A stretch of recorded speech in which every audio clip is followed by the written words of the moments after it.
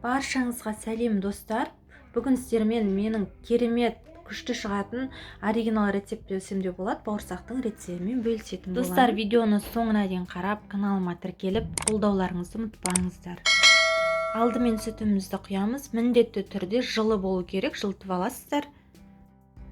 Жылы су құямыз. Сұйық май құямыз. Қантымызды саламыз, тұз саламыз және ашытқы саламыз. Достар, барлық рецепт описаниеде жазылған. Барлығын араластырып, бетін жауып, жылы жерге 7 немесе 10 минутқа көтерілгенше қойып қоямыз.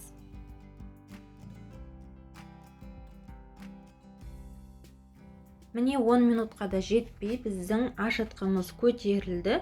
Енді үстіне ұнымызды жайлап сала отырып, жұмсақ қамыр илейміз.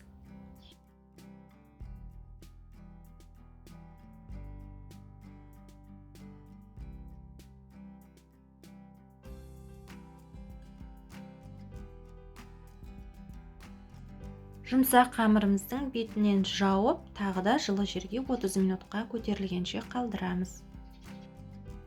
Міне менде бауырсақ 15 минуттың ішінде көтерілді.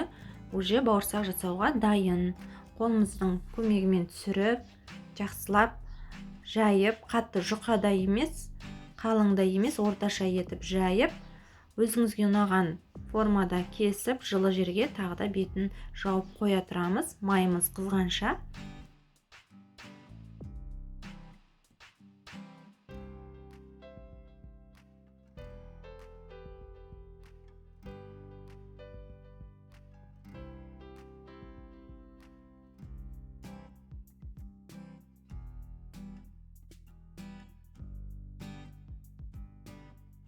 Қызып тұрған майда бауырсақтарымызды пісіріп аламыз. Міндетті түрде майымыз ішінде мол болу керек, бауырсақтар батып тұру үшін.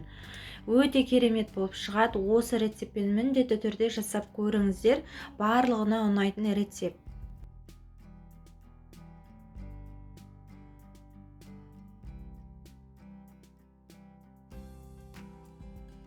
Достар, видеоны соңына дейін қарағандарыңызға рахмет. Сіздерден каналыма қолдау күтемін.